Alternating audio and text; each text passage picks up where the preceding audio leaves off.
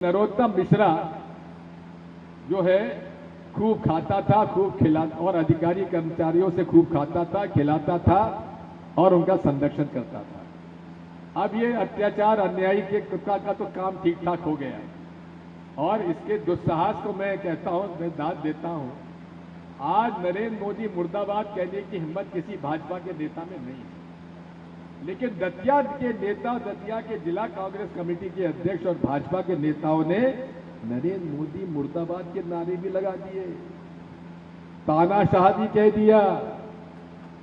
और अरे हमारे अध्यक्ष जी ने, जीतू पटवारी जी ने, मोहन यादव जी ने जमीनें खरीदी, उसको तो उजागर किया, लेकिन उनकी मां को गाली नहीं दी। लेकिन भाजपा के नेताओं ने उनको मां की भी गाली दी है। मोहन यादव जी को समझ लेना, मां की गाली लगी है मोहन यादव जी आपको। अब इस दुष्ट को सबसे पहले तो इसका सिक्योरिटी हटाओ।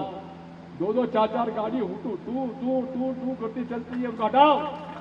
अगर आप में हिम्मत हो तो मोहन यादव जी आज ऑर्डर करो इसकी सिक्योरिटी हटाई जाए। हटाओ इसकी सिक्योरिटी। काय को इसको सिक्योरिटी दी हुई है? इसकी जान को कौन सा खतरा है? अरे इससे तो खतरा हम सबको है, कब ये करा दे मर्डर हम लोगों का। इसलिए इसको तत्काल इसके खिलाफ कार्रवाई करो। अरे जाके आपको मां की गाली दे रहा है।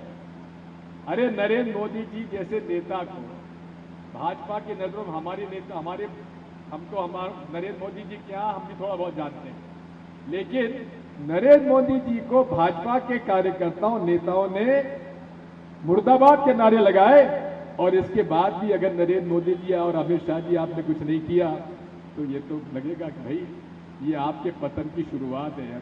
मुर्दाबाद लगाना पाप नहीं है, और हम तो लगाएंगे। और जब भाजपा के नेताओं पे कुछ नहीं हो रहा तो हम पे क्यों करते हो?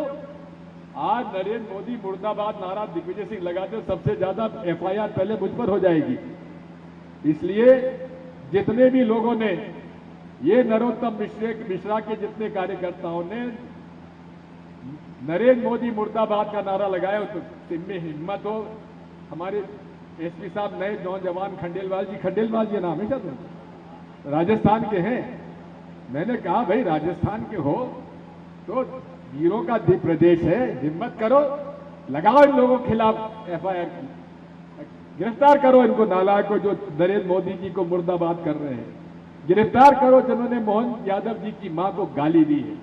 इसलिए साथियों, अब इसका काम तो निपटारा आप 30 तारीख को ही वोट डालेंगे ना, 30 तारीख को वोट डालेंगे।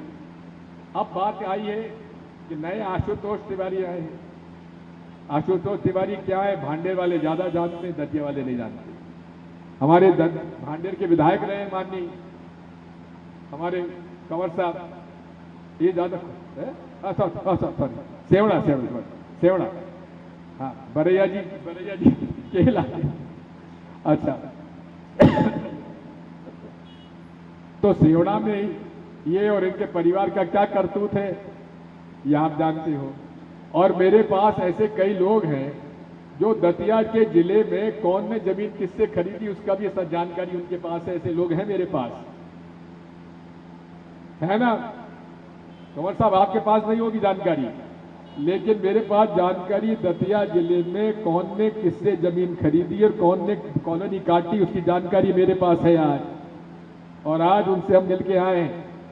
और इसलिए साथियों, अब ये लड़ाई तो दतिया तक नहीं है, अब ये लड़ाई भगवान राम मंदिर के अंदर चंदा चोरों के खिलाफ भी है।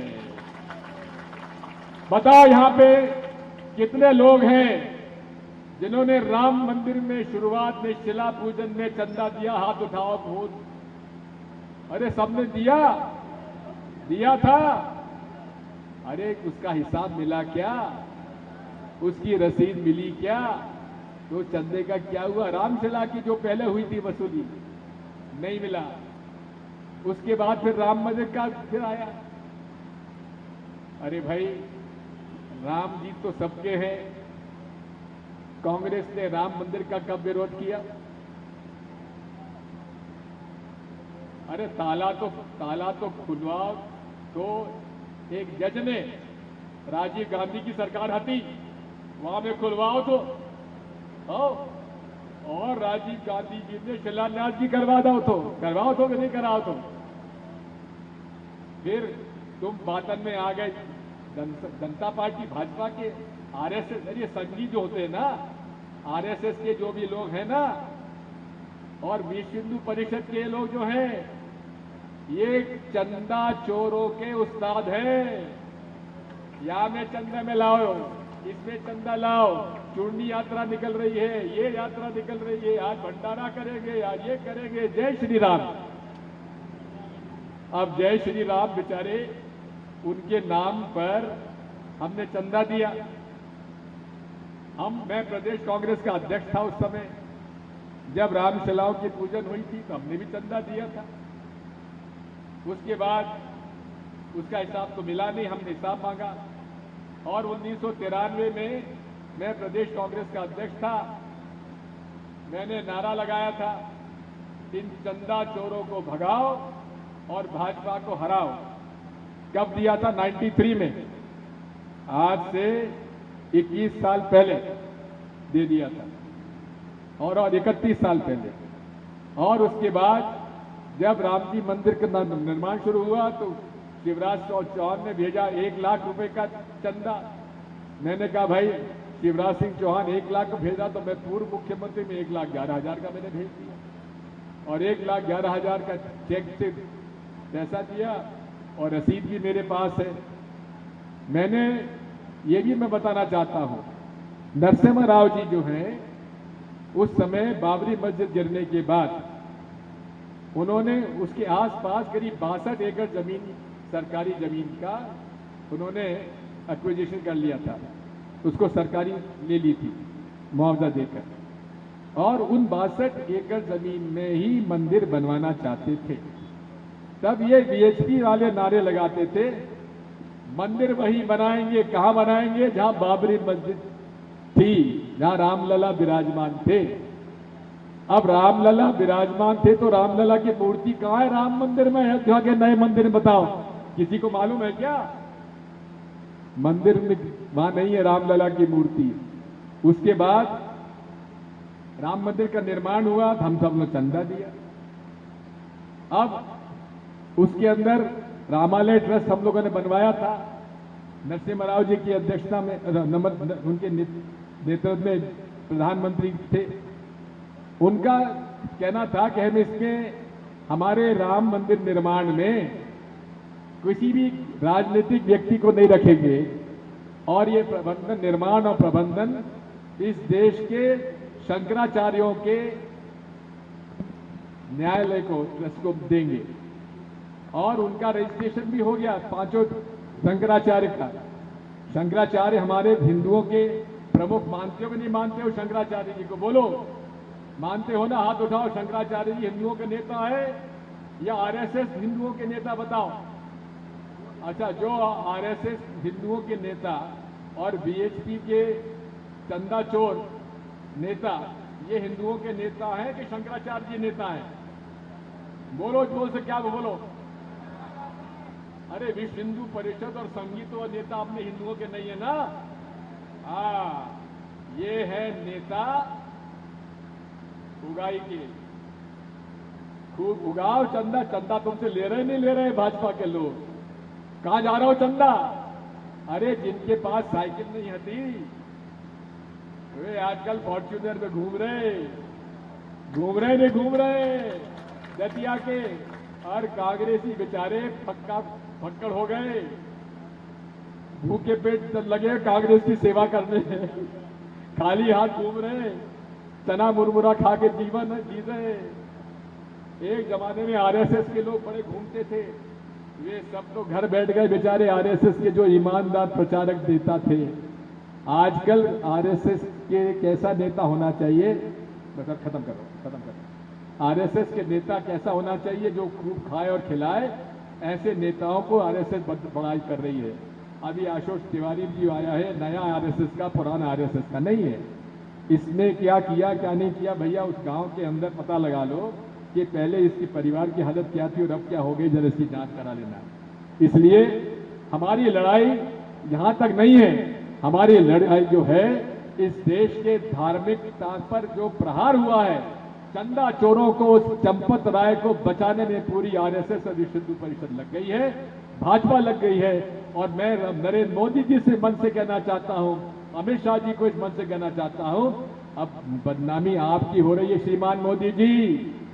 एक तरफ आपका मुर्दाबाद हो रहा है और एक बार आप पर आरोप लग रहा है कि चंदा चोर की सुरक्षा आप कर रहे हो। चंपत राय पर आपने मुकदमा दायर नहीं होने दिया, जिसने चंदा चोरों को आगे बढ़ाया। इसका इतिहास बाद में बात करेंगे।